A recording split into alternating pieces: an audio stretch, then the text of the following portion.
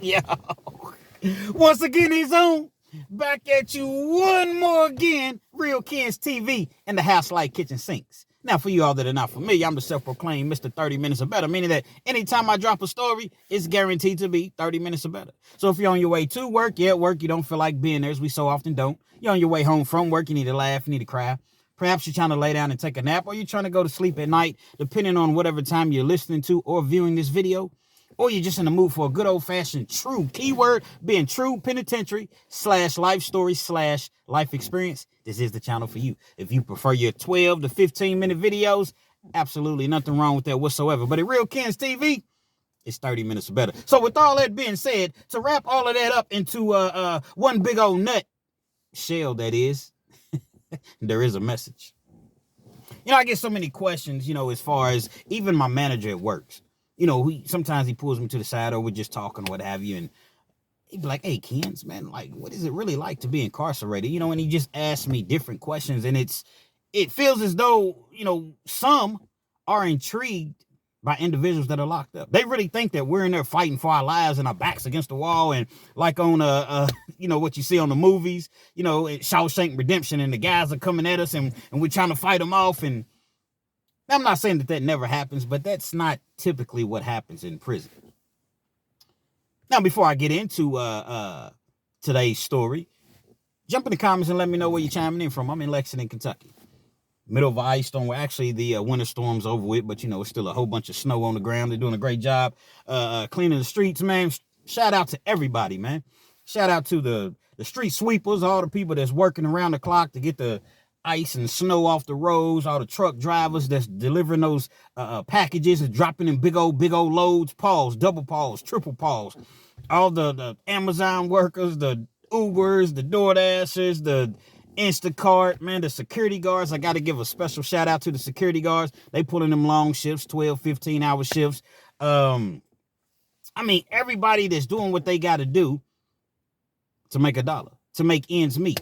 All the healthcare providers, everybody. Shout out to everybody, the janitors, the cooks, if you flipping burgers, if you delivering newspapers, man, it does not matter. Shout out to you all. You much appreciated. Now, you all should have been in the comments at this point. So let's get to the story. Being incarcerated, I'm trying to think of a proper way to understand it. Being incarcerated is just one of those things to where it gets complicated at times. Well, come on, kids, how hard could it be? You get locked up, you do what the people tell you to do, and then you come home at some point, unless you don't have an out date. Well, it's not quite that simple, because you would want to, one would tend to believe that when you go to prison, right, you're incarcerated, I'm just going to mind my business. I'm not going to mess with anybody. I'm not going to bother anybody. I'm not going to run with anybody. I'm going to just mind my business. After all, if I mind my business, I'm not bothering anyone. No one should bother me, right? That's what you would actually think. Now, while that is a good way to be as far as not bothering anyone and minding your business, people are always going to try you. To some capacity, someone will always try you. I'm in a facility. I'm not in a pen. As I mentioned, I know that you all that watch my video, come on, Kens, we already know this. You all have to understand that a lot of new people watch my video every single time that I upload a video. But in Kentucky, you don't always end up in prison. Sometimes they send you to a jail, which is called a regional jail or a Class D facility. Basically, it's a county jail, and they keep you in the county jail opposed to sending you to prison. You got people that's doing whatever they can do to get out of these county jails to get to prison. Now, everybody's not, because you got the individuals that's afraid to go to prison. So they threaten them with prison in order for them to do certain things. It's like they manipulate them. But people such as myself, I'm like, man, get me out of this county jail, this, regional jail, and get me to the pen, man. You know what I mean? I never want to be with the lions, tigers, goons, gorillas, and bears and hyenas, but it's way better to be in prison. It's way better to be free with your family. That's the first thing. But I'm just saying the lesser of two evils. Let's be clear about that. It's better to be in prison. That's how I feel about it, because you get more freedom. You get contact visits. You get to get haircuts. Just things that, we take for granted on the streets. Commissary is way better. Some places you can wear your own clothes. Now in Kentucky, they cut that out. They went to khaki uniforms, but I know different states have different rules. You can wear your own clothes in certain areas. Um, you can have your own TV. You can buy your own, CD player. Back when I was locked up, now they got MP3 players. They got tablets that you can talk to your people on. Some county jails have those. It's just way better. It's way better time in prison opposed to being in a county jail, even if it is a Class D facility. Now, at this particular Class D facility I was at, it was sweet, man. It was sweet. Franklin County. It's in Frankfort, Kentucky. Home of the meanest woman, Miss Miller, in corrections. Miss Miller, man, mean. I did a video on her. You all can check that out. Matter of fact, I might, if I can remember, I might pin that in the comments. The video about Miss Miller. Mean, man. Just outright nasty, evil, mean. Franklin County, it was all right. It was all right facility. You could have your own television. You could have radios. Pretty laid back. They had like a little yard. You can go out and work in the community. That was a great thing about it. You could go out and work in the community. Well, oftentimes when you're going out working in the community, you're not making, real money. You're going to make about $12, $13 an hour if you're at a Class D facility. $12.60 to be exact. But it gets you out of the jail. And sometimes you're in a spot to where you can kind of maneuver in a room full of vultures or what have you, and you can make some things shake. You might be at a spot to where you have your girl come up there. And once you get comfortable and understand the surroundings and, the atmosphere of the place. So there are little perks to being able to work out in the community. You had a job that was at it was like a senior citizens home. But actually, let's rewind. That's my manual rewind. They have a building, and it was a senior citizens building. It wasn't a home. It was like an activity center. So every day, Monday through Friday, the senior citizens, they would come up and, they would play games and they would do crochet, and they would bring in bands to sing for them. And, they ate breakfast first thing in the morning, and then they had lunch, and it ended up closing down right after lunchtime. So I say maybe about 1 o'clock, 1:30, somewhere right around in there. Well, some inmates, they would use inmates from Franklin County Jail where we were at to come in, serve the people that came up to eat, and we'd have to clean up and just, it was a cool, very laid back environment. Everybody couldn't go to the seniors building. That's what they call it, the seniors building. I tried my best to get out there. Miss Miller, she would not let me go out there. I had a hernia at the time, so she used that as an excuse to keep me in as kind of like the dorm janitor. I did that for months, and it took a while before I actually made my way to the seniors building. But let's not get too far ahead of ourselves. We got two individuals, Tony and Tony. One went by Tone, the other one went by, Tony, but both of their names was Tony. These dudes, man, they worked on the back of the garbage truck initially. They was gorillas. Now, when they worked on the back of the garbage truck, man, it was hard. Nobody wanted to be on their truck, from what I understand, because, they viewed that as an exercise, as a workout. So when you're on the back of their truck, man, the same truck that they're on, you got to really be able to keep up.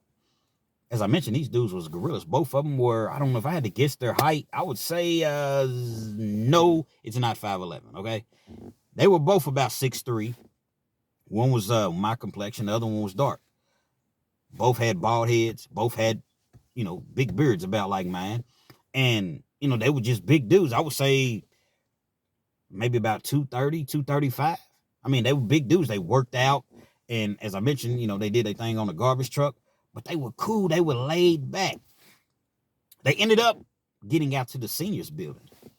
They got out there. It didn't take long before they started to, really make some things shake, I guess. Urban Dictionary, they really made things happen. When I say they made things shake, meaning the great thing, one of the great things about being at that seniors building, you could eat whatever you want. So whatever's in the freezer, in the morning time, they say, what y'all want to eat for lunch, guys? You go in the freezer, you look, I think I want a steak today. You might want a pizza. You might want chicken breast. You might want a salad. Whatever you want, that's what you cook. If you need to throw it out a couple hours before lunch, go on, take it out, let the meat thaw out, pause, and that's what you eat for lunch. Cook your own food. Beautiful thing. One thing about inmate, man, you give an inmate an inch, man, he's going to take a mile.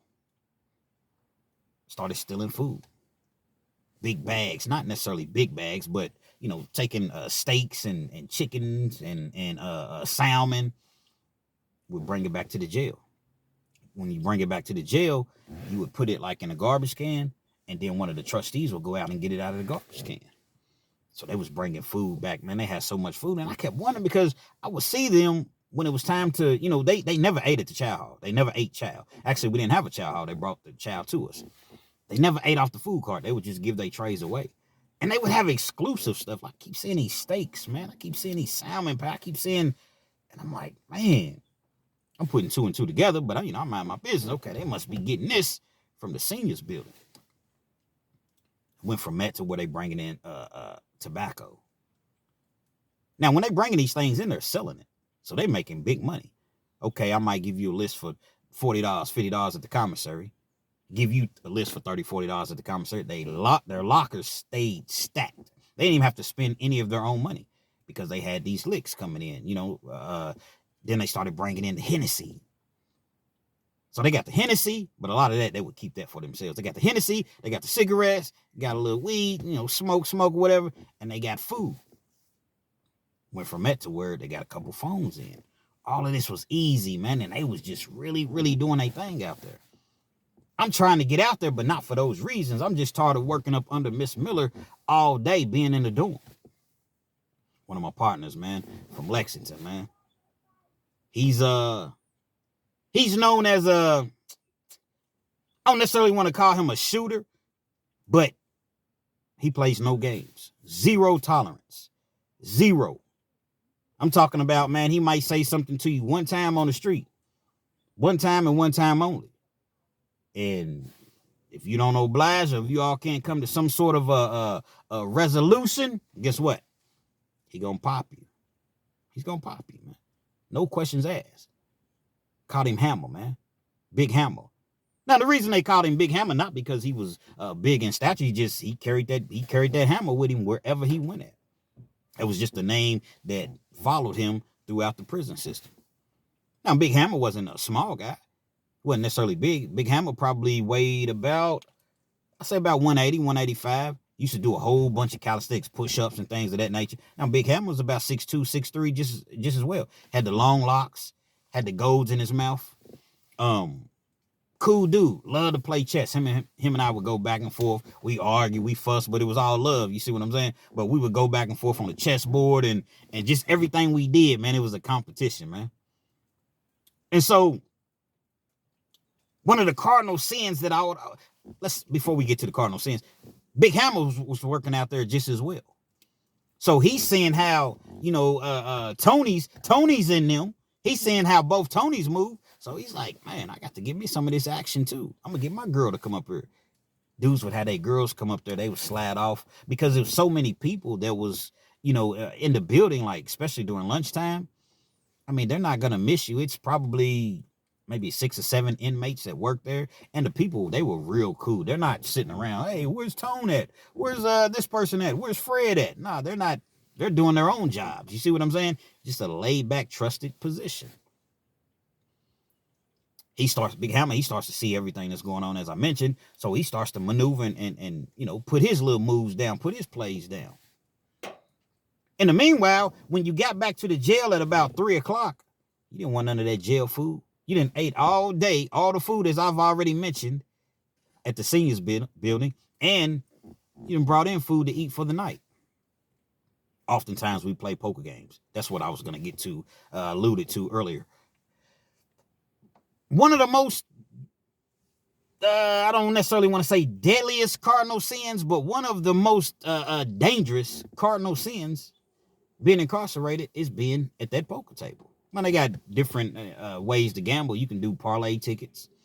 You can just bet somebody head up on a game or something like that. Y'all might play basketball, whatever, and shoot ball, whatever. But the main thing to where I've seen the most amount of people get their wigs split is on that poker table. I don't know what it was, man. I don't know what it was, but Big Hammer would win. He went on a streak like no other. I'm talking about for at least 3 weeks straight. The guy would come in he would win about 30, 40, 50, sometimes 60 or $70 in a poker game, and he'd quit. Guys didn't like that. Now, 30, 40, 60, $70 don't sound like a lot, but in jail, oh man, that's a lot. That's nice commissary. He wasn't trying to break the game because he understood what the game was, what was going on in the game. So you got both Tonys, right? And they're manipulating the poker games. When I say they're manipulating the poker games, they're putting down. They're housing the poker games. So when they have a poker game, it was like, okay, you got one Tone. He was the house man. He keeps score on paper. Can't have chips in prison or in jail. So you got to keep score on paper. Well, how in the world would you keep score on paper, kids? I don't understand it. It's very easy, but it's kind of complicated to understand unless you see it. So let's just say you're going to bet, I don't know, 50 cents. Or let's just make it an even dollar. You're going to bet $1. That's the bet. Well, if you want to raise, instead of saying raise that to $3, you say 2 make 3.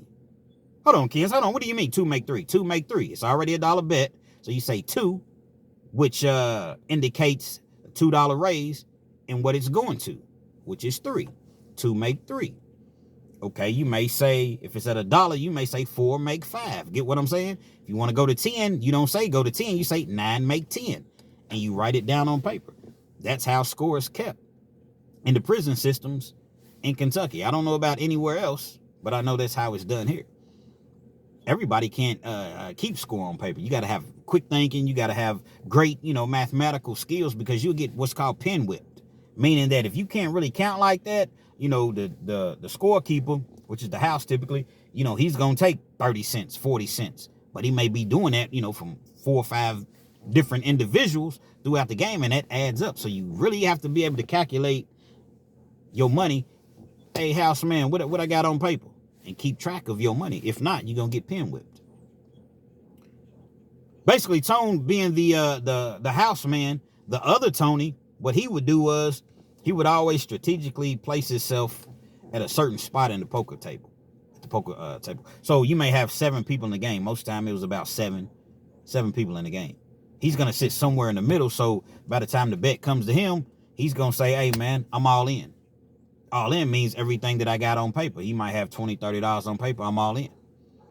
Well, if you don't have an all-in hand, guess what? You're going to fold. So you're $1, $2, $3 and got trapped up. And it's a system. That's what they use. So most of the time, they won in the poker games because they had all the money.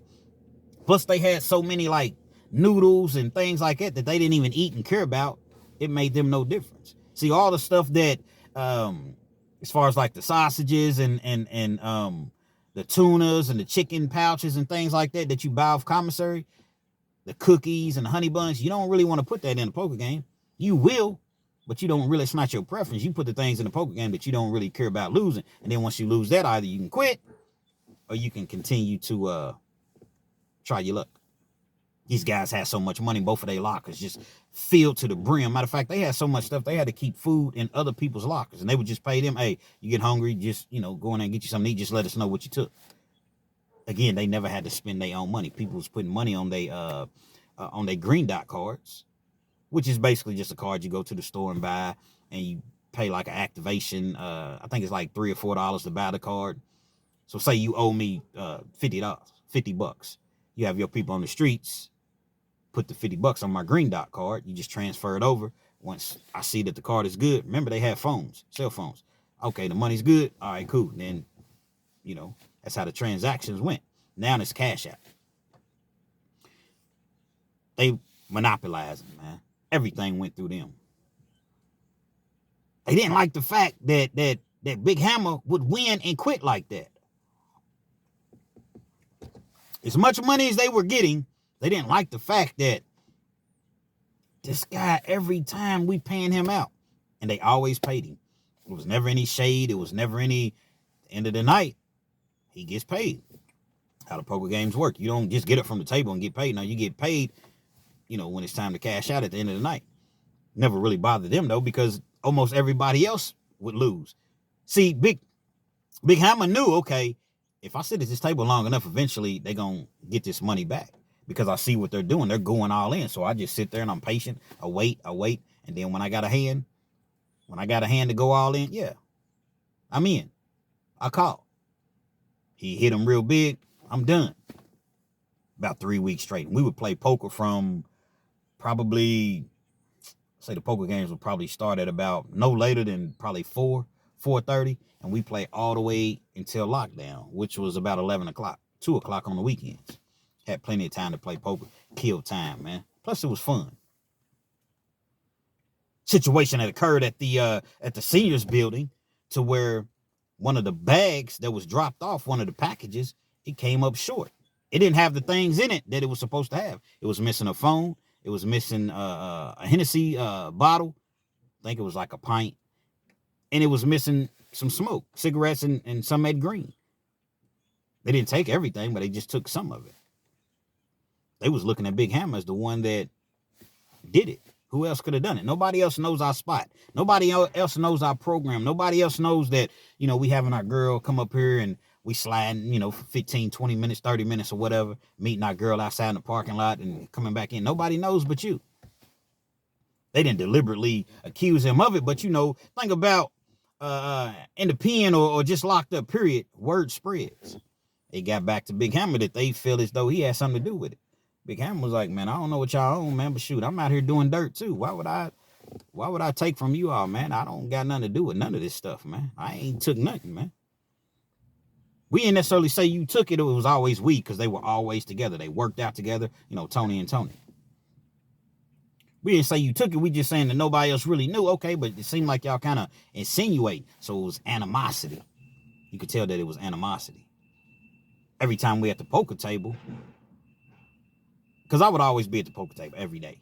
So I knew that any given time it might kick off. Now, Tone was the one that kept the score most of the time. Tone was a light-skinned one. His complexion was like mine. He was a little bit more laid back, but you could tell, man, he was ready to go at any time.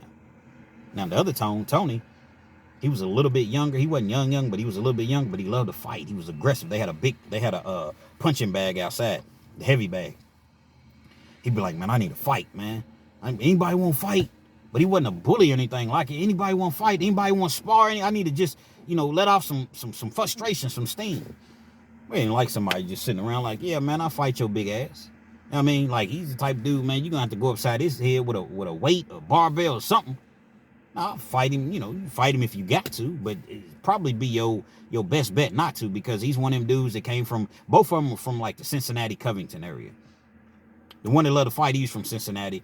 The other Tone, that's my complexion, he was from like Covington, which is like right there across the bridge. Covington, Kentucky, and Cincinnati, Ohio. It's like right there. They come up boxing, in Cincinnati up north. Shout out to the 513, man. All of Ohio, man. But them guys, not saying that they don't play football and basketball and baseball, because they do, but a lot of them grow up boxing. So this dude really, you could tell the way that he threw his hands and he would kick, he did a little MMA. You could really tell that he knew what he was doing, if he would ever get into a fight. But again, he wasn't a bully or anything like that. I'm like, man, it's only a matter of time before this goes down, man. This is getting ready to go down. Now, this is my dude. A couple other dudes was up there from Lexington, but this was my dude. I didn't have anything to do with anything. At this point, I didn't even work at the seniors building. So they knew that I ain't have nothing to do with it. But this was my dude. If he goes, I got to go. Dangers of being in prison. You trying to mind your business, but somebody that you cool with, they get into it with somebody. You can't just let him get jumped, because if you do now, it's like, okay, you did this. Now you're going to have a bad name on the yard. Wherever you go, man, you let the homie get jumped. So now you subject to, they subject to punish you, do something to you. Or when you see this individual out on the streets, he's not going to forget that. Big Hammer's not one of them dudes that you want to get on his bad side. Him and I used to argue all the time. All the time. We go through, we wouldn't speak for a day or two. What's up? What's up? You know what I'm saying? But it was all love, though. You see what I'm saying? But you didn't want to get on his bad side on the street, man. Called him Big Hammer for a reason. So it's going back and forth or whatever. Nobody's really saying anything to anybody, but you know that it's tension. One day they call Tony, the one that liked to fight, they call him to security. He goes up to security. Typically when they call you to security, it's probably a drug test or something like that. Next thing you know, you see the officers coming in with the black bags. You see them black, big black trash bags. It's not good. They packing your stuff up. You getting locked down. Nobody knew why he was getting locked down. He's locked down, though. As he was getting locked down, he was on the phone. So they're telling him, get off the phone. So he's like, what am I getting locked down? He's talking to his girl. What am I getting locked down for? Get off the phone. Little bitty COs, man, they talking to him like he's, what am I getting locked down for? He's ignoring them, when they like get off the phone. What am I getting locked down for? So his girl's like, what do you want me to do, baby? Call up here and find out, why I'm getting locked down, because I ain't done nothing. I ain't did nothing. They take him to the lockdown side. Thing about this lockdown side, man, it's terrible. It is the most inhumane. When they take you to lockdown at Franklin County Jail, only thing they give you is a jumpsuit, an orange jumpsuit. You don't get to wear no socks. They take your boxers, your t-shirt. You can't take any hygiene over there with you. No food, nothing. When you go over there, you might not have a towel or a washcloth for the first 2 or 3 days. No joke. You go over there with nothing. It's 15 people in the cell, sometimes 20 because it's overcrowded. 15, 20 people in the cell, and every morning at about 3:30, about 3 a.m., 3:30 a.m., they're going to drop you 3, maybe 4 rolls of toilet paper in the dorm. 3 to 4 rolls of toilet paper. So imagine how many fights and situations I've seen people fighting over toilet paper. Because you're supposed to just leave the toilet paper in the bathroom, but you got guys that's gonna, like, Big Tony or something, he's gonna snatch a roll, and he's gonna have his own personal roll of toilet paper. So when a guy has to use the bathroom, hey, man, I need some toilet paper. Who got the toilet paper? Ain't nobody trying to come up off the toilet paper. It's a problem, man. It's the type of military mind games they play on you, especially on the lockdown side. Now, once you're able to go to commissary and get your own things, yeah, but it might be 2 weeks before you're actually able to go and get your commissary, because commissary only came once a week. I know, because I was on the lockdown side just as well. Now you have this situation where you got just Tone over there, which he ain't no chump either. The other Big Tony's locked up. Poker games are still going on. They come to find out that Big Hammer didn't have nothing to do with what was missing. It was all a misunderstanding. They found the bag. The police found the bag. It was put in a separate area, basically. The police found it. Once the police found it, they knew, like, oh, man, we done lightweight, accused Big Hammer, man, and he ain't even had nothing to do with it. Big Hammer didn't forget that. We in a poker game one night. As I mentioned, Big Hammer was winning every night. He had a system. He'd win, he'd go in, fix him something to eat, go in there, take his shower or whatever, lay in his rack, his bed, and watch his TV. That was his system. I ain't bothering nobody. He might get on the phone, call his girl a couple times or whatever, get in the bed, watch his TV, man. That was his system. We playing one night. It's a late night. We stay out to about 2 a.m. on late nights. Late nights, weekends, Friday, Saturday. We playing in a poker game, man, and Big Hammer, he's up $30-$40. He leaves the game as he typically does, but he comes back to the game. I don't know if he got bored. I don't know if he just got that itch, but one thing he never did was come back to the game. He comes back to the poker game. Go and put me back in, man. I'm going to play for a little bit longer. He gets in the game. There's about 6 or 7 of us in the game. He starts to lose. Now, this particular night, I'm keeping score. But I made it abundantly clear, listen, I'm keeping score, but I'm not a house. Meaning I'm not responsible for anybody bringing their items. I'm not responsible for any of that. I'm just keeping score. I'm keeping score of the game. Big Hammer, man, loses 10. Then he's down 20. Then he's down 30. Well, he's not technically down because he was already up 30 or 40 from earlier. And he's down 40, which wipes out all that he won earlier. Nobody's really thinking anything of it. And he goes down 50, 60, 70, 80, 90. And I'm keeping score, and I'm looking at him like, you're a grown man, so I can't say nothing, but bro, you. All right, that's cool. I knew he had so much commissary in his locker, and he had a lot of noodles. He never ate noodles. Where we were at, the noodles were worth $1. Yeah, they be selling them ramen noodles for $1. So I'm just figuring, okay, he don't care anything about the noodles. He just gonna keep going in deeper and deeper. I look up, he's down like $80. Like, damn. I'm talking about 80 real dollars. Like the 40 that he was up earlier, scratch that out, and he's down 80. I think he gets all the way up to 90. He's like, man, I'm done, bro. He gets her from the table. Gets her from the table. Ain't nobody really thinking anything of it. He continues to play. Now, typically in a game, you have what's called tops. Tops is like credit. It's just another word for credit. When you first start the game, if you want to start the game with $10, $5, $20, you bring your first to the table.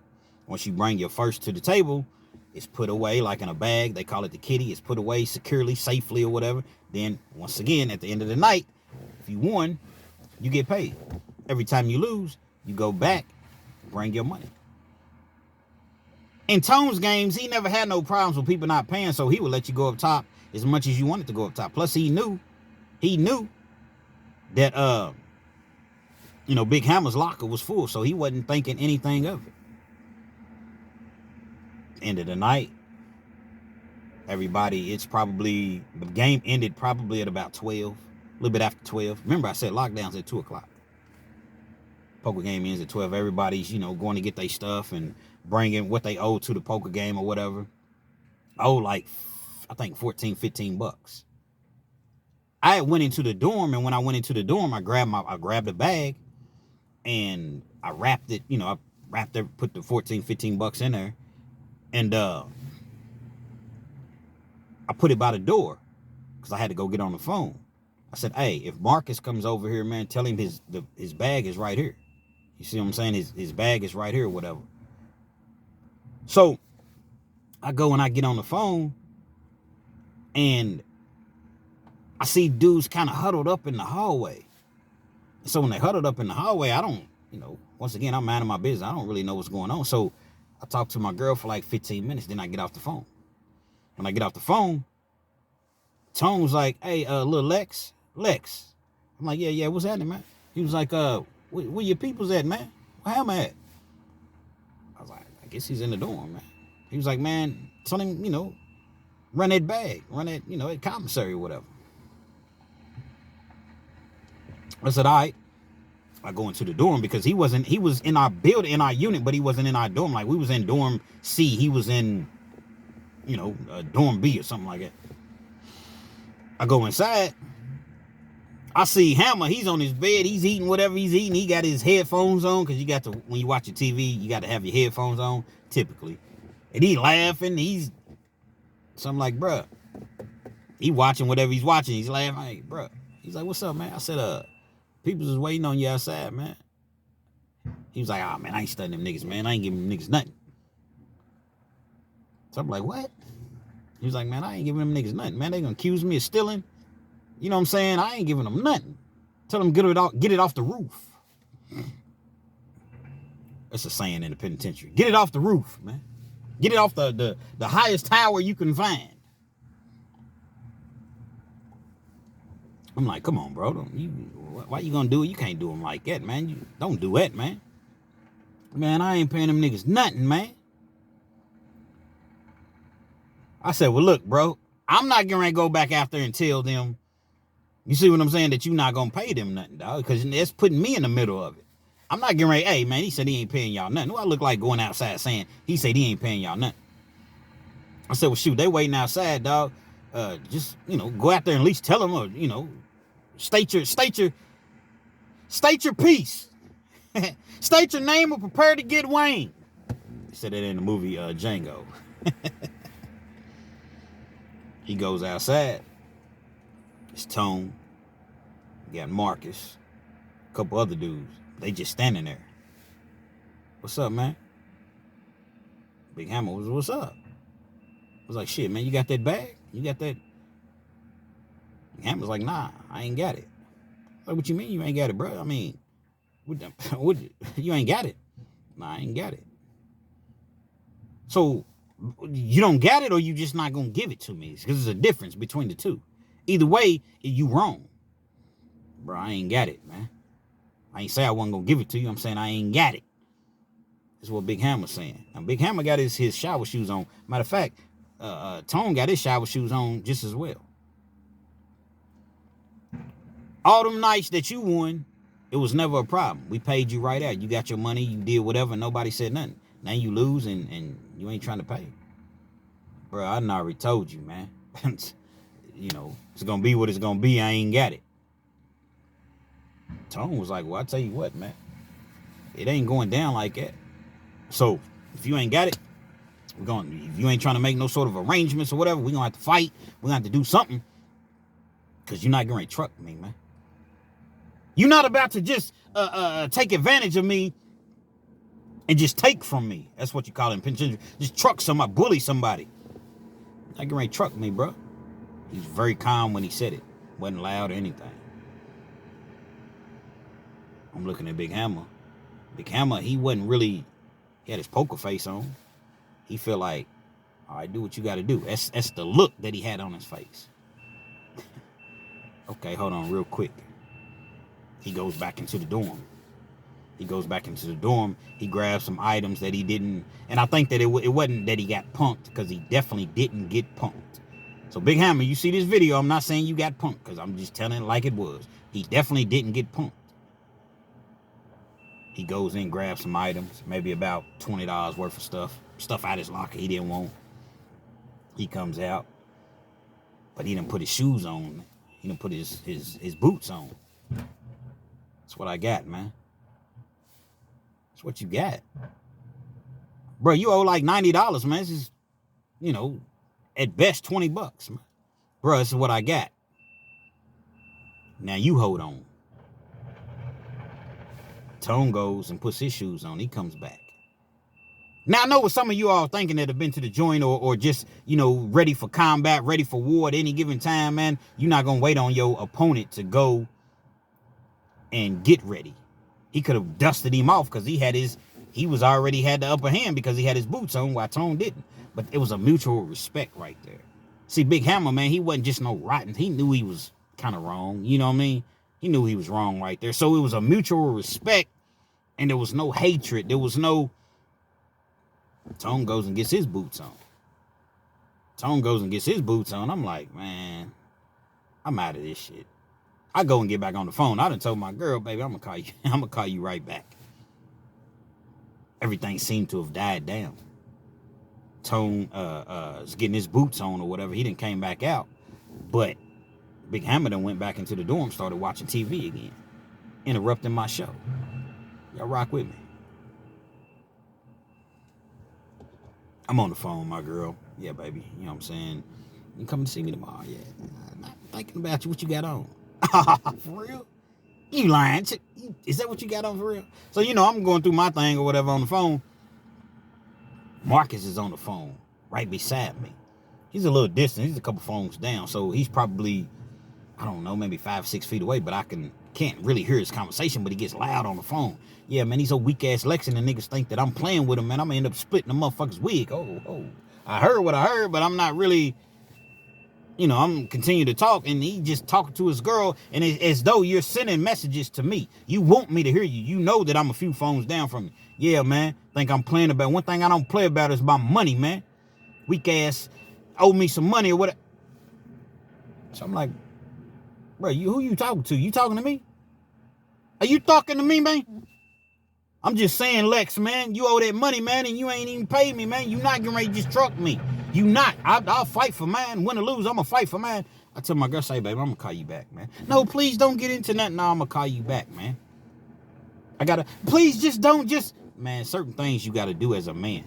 I'm a bad boy, but not Puffer Mike Lowry. Men got to do men things for men's salaries. That's what Jay-Z said.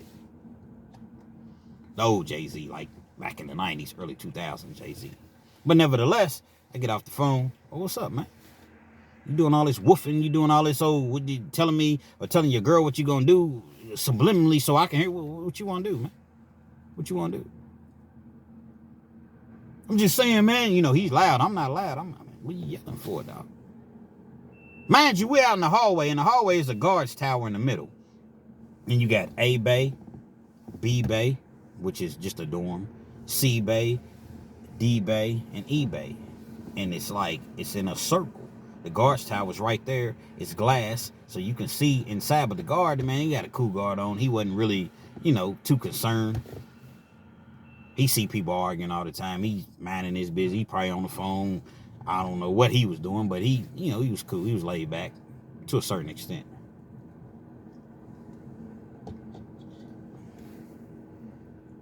Marcus is running it with me. I'm like, bro, me and Marcus have been cool. That's the thing. Me and him have been cool, man. He was from, Marcus was from, I forgot what Bardstown, man. Shout out to Bardstown, man, Kentucky. Marcus was from Bardstown. Real cool dude, man. Marcus was a black dude. He was probably 31, 32 at the time. He's about 5'11". He's about 5'11", 210, 215 or whatever. He wasn't no physical specimen or nothing. He didn't work out, but, he was a cool dude, man. Never had no issues with Marcus. We'd be at the poker table every night. And Marcus didn't even know his bag was right there at the door. Typically, like, when you win your money, hey, come over, knock on the door or whatever, or, y'all make arrangements. Hey, here you go. Here's that bag. The bag was already right there, but Marcus didn't know it. He thought that I was trying to truck him because my partner, Big Hammer, was trying to truck. I'm Ken's. I don't have anything to do with what I'm going to pay my debts. That's just what I do. I'm going to pay what I owe. So we outside or whatever. So dude comes outside that I had told, hey, Marcus comes through, tell him his back. He was like, hey, bro, y'all chill out. He was like, hey, Marcus, you need to chill out. Because Marcus was being loud. And I'm telling Marcus, like, bro, if you want to do something, let's just go over here and let's just do it. Why you yelling for? You ain't got to be yelling. I even kind of cop deuces towards him. Copping deuces means I even like, bro, I don't even have no problem with you. I never said that I have your bag, though. But I'm like, bro, I don't have no problem with you. I'm not trying to not pay you. Before I had an opportunity to say it, dude comes out and is like, hey, Marcus, bro, you going through all this screaming and yelling. Your bag's right here, bro.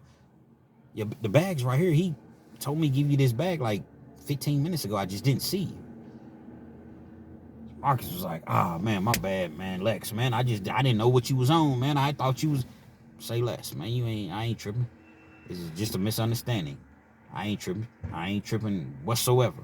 See, the thing about me and the thing about, people always say, I'm not even going to say always, but you had an idiot jump on here the other day and say, man, you prison, YouTubers, you kill me. You never talk about the L's you took. You never talked about the times you get punked. You only talked about the times that you did something to somebody or allegedly did something to somebody.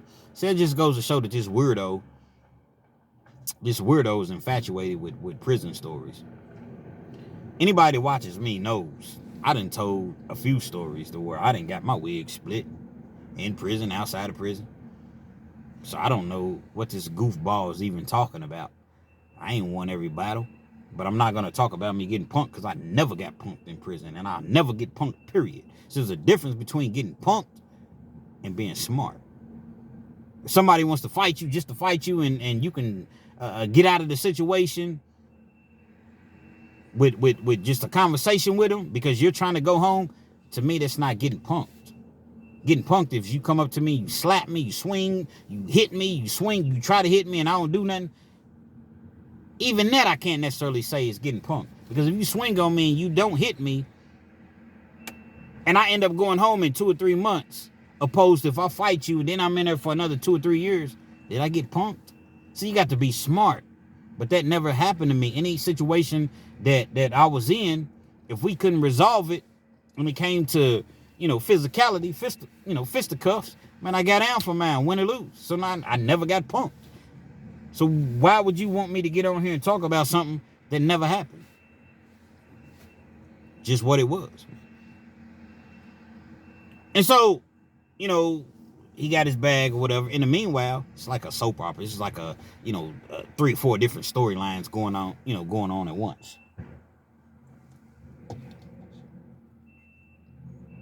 They done came back out.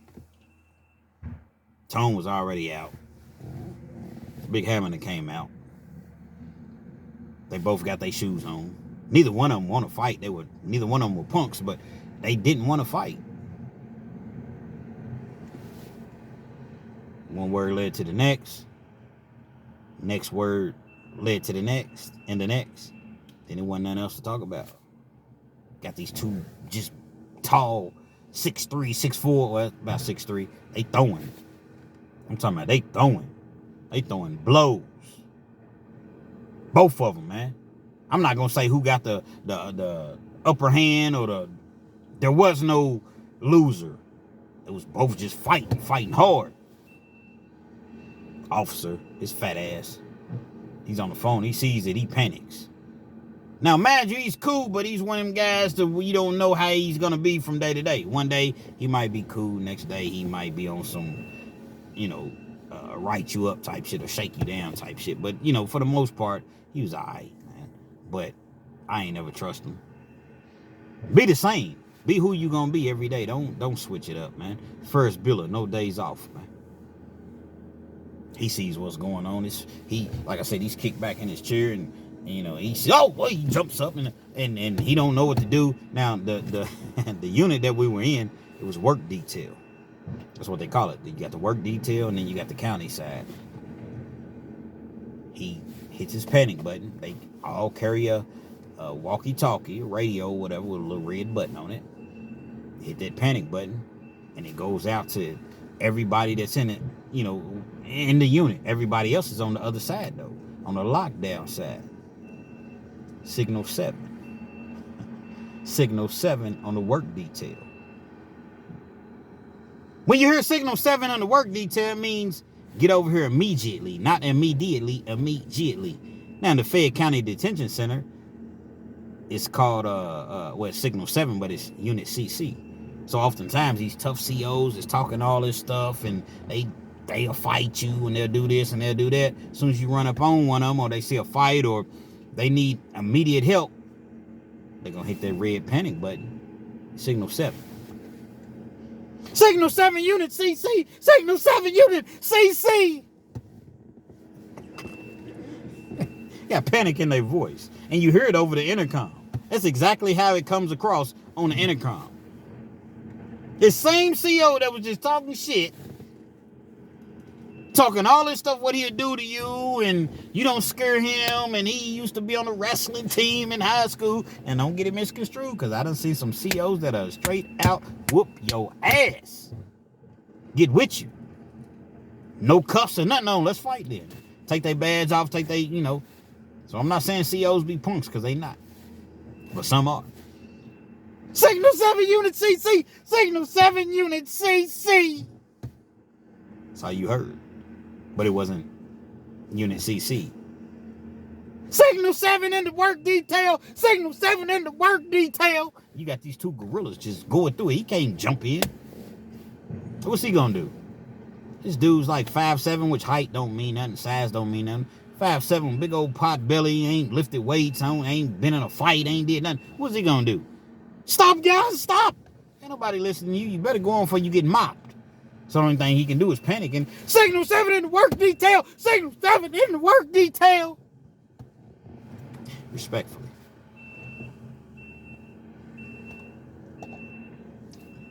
Seven to eight of them come over. They run in. They run in like the president just got shot or some shit. They got their shock shields. They got the little guns, the pellet guns when they shoot you, and the smoke. It's like smoke that come out of the pellets and go all in your eyes, and they got all these weapons.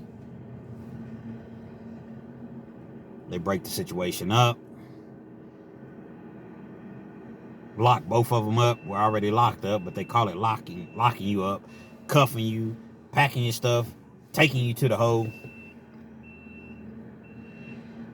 And that's how that situation essentially just kind of flamed out. Miss Miller called me up to investigate me. Now, Kens, I know that you had something to do with them poker games, and I told you if I catch you playing poker, I'm going to send your ass to the penitentiary. She really wanted to say, I'm going to send your black ass to the penitentiary. But she caught herself. I'm going to send your ass to the penitentiary. I don't know what you're talking about, Miss Miller, but shit. But you need some gas money? I got plenty of money on my books. But you need some gas money? You send me to the pen. I don't care. Are you ever going to care about anything? Yes, but you're not going to keep sending me to the penitentiary as a tactic, I'm not afraid. I've been to the joint a few times at this point in my life. So I don't do what you got to do. I don't know nothing. I didn't have nothing to do with nothing. I don't know nothing. Nathaniel, Urban Dictionary means nothing. I don't know nothing. I didn't see nothing. I ain't hear. Well, I know, and I heard that you had something to do with the poker game. I don't know nothing, Miss Miller. Respectfully, I like your hair. I like the tint, the highlight in your hair. Situation occurred. They fired the whole crew. Somebody had dropped a dime on Tony, the one that got locked down initially. They had dropped a dime on him, a note. They couldn't prove anything. I believe that he would have just sit in lockdown for a little bit and then came back. But what ended up happening was this girl called up there cussing Miss Miller out. So at that point, she sent him to the worst Class D facility that she could send him to, in her eyes. So he never was able to make it back. Shipped him off fast. When they shipped the other Tone and Big Hammer to the lockdown side, obviously they put them in separate cells. They both got shipped off to wherever they got shipped off to. Fired the whole everybody that was out at the senior citizens, building shindigs. Next thing you know, old Lex is on the list. I get out there, man. I ain't doing no liquor. I ain't doing none of that because I'm knowing that they already watching. But I'm seeing these women come in and women from the streets, and I done met 2 or 3 of them, and I shot. One of them I knew. She came in knew very well. Like she came in and, what's up, man? What you doing here or whatever? I was wondering where you was at. I ain't seen you, and so we started kind of corresponding back and forth or whatever. And I met another one. We started corresponding. I met another one. The next thing you know, I find myself on the lockdown side. I done got hemmed up. I'm on the lockdown side. And Miss Miller did what she said she was gonna do. I'm gonna send your ass to prison. And that's what she did. She sent me to prison, man. As a result of that, I was getting ready to go up to the parole board. So instead of me getting out, the parole board, they kind of blessed me. They gave me an additional 9 months. I was supposed to get out, but they gave me because I got a write-up. And they gave me and really I got a write-up for something I ain't even do, man. I'm not gonna say I didn't do anything, but it was a dude and he tricked me, and I feel like a rookie for doing this. It was a dude that was trying to get on his Facebook page, and they had a computer room. He was like, "Hey Lex, can you send this girl a message for me? I can't log into my Facebook page." So I'm like, "Well, look, here's my information. Go ahead and log in." Plus, I ain't been on my Facebook page in a long time anyway. So when he logged in, I had 100 messages. I'm looking through it. Damn. I ain't been on Facebook in probably at this point 2 years. So he logs in or whatever, and he sends old girl a message. They correspond back and forth. Well, the director ended up somehow finding out that we were in the computer room. But the dude was normally cool. All of a sudden, he didn't want to be cool with us. And he went back through and seen that my Facebook page had been pulled up or whatever. And so he tells the people. The people didn't even know. He calls the jail and tells the people, "Yeah, man, real Kens or whatever." And they locked me down for that. And it wasn't even, I was doing it for dude. Dude ended up getting locked down too. I started to beat his ass, man. Because I knew he told on me. I knew he said something. I started to beat his ass, man. But he was one of them dudes that was kind of just cool and laid back, and he was a likable dude, and I ain't really no violent type individual. I will get down when it's time to get down, but I'm not violence is not first to me, I was able to get out of that place. I knew I was going to the pen, but I ended up getting an additional 9 months, and I got sent to prison. Watch your circle, man. What's Hassan Campbell say? Watch your circle. You definitely got to watch your circle. You got to watch the people that's around you. If you find yourself in an unfortunate situation where you have to go to prison, be mindful that anything can jump off at any time. Be mindful that anytime you become friends with an individual, his problems become your problems. you're not going to have any problems because you're not doing the things. You're not gambling. You're not, borrowing from people. You're not messing with anyone's boyfriend, wives is what they call them in prison. I don't. It's what they call them. You're not doing any of those cardinal sins. Stealing. You ain't snitch. You ain't ratted. But they may have. And so they see you with them. So guess what? Okay, you with them, so you a part of it. So we gonna get you just as well. Understand that. So that's why the whole, if you go to prison and mind your business, you might be good, but 9 times out of 10 it's gonna be something. Stand up for yourself. Be a man. Don't be a mouse. Be a man. Somebody runs up on you, you don't got no choice but to throw them things. Throw them, because they're gonna respect you more if you swing. I don't care if you swing Cowboy Bob, you swinging like this, man. They're gonna respect the fight. They're gonna respect the fact that you tried to fight, opposed to you just sit there and ball up and let somebody beat your ass, man.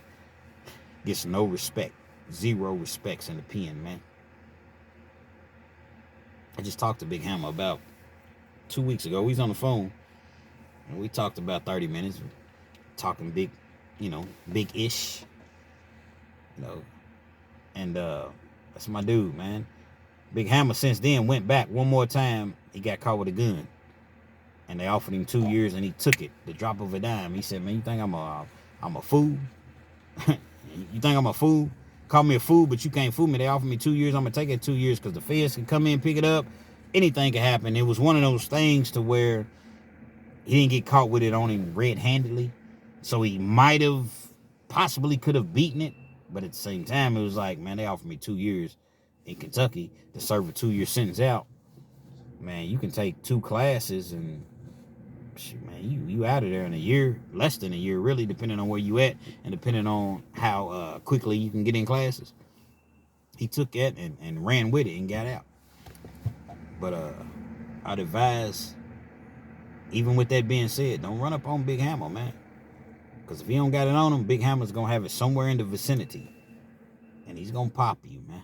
He's definitely going to pop you, man. Real Kens TV. Hopefully you like the video. Feel free to comment, definitely share, subscribe to the channel if you're not already subscribed. And be sure to hit that post notification anytime I bring you this action and this heat. Guess what? You're amongst the first to receive. Shout out to everybody in this story, man. Big Hammer, Marcus, Tony, shout out to Miss Miller's evil, mean ass, man. Mean to the motherfucker, man. Hopefully somebody knows who Miss Miller is, and y'all they tag her in this video or send this video to her, because she's mean to the motherfucker, man. Meanest woman in corrections. I'm gonna try to remember to put it in my comment section, but if I don't, go check it out, man. Real Kens TV.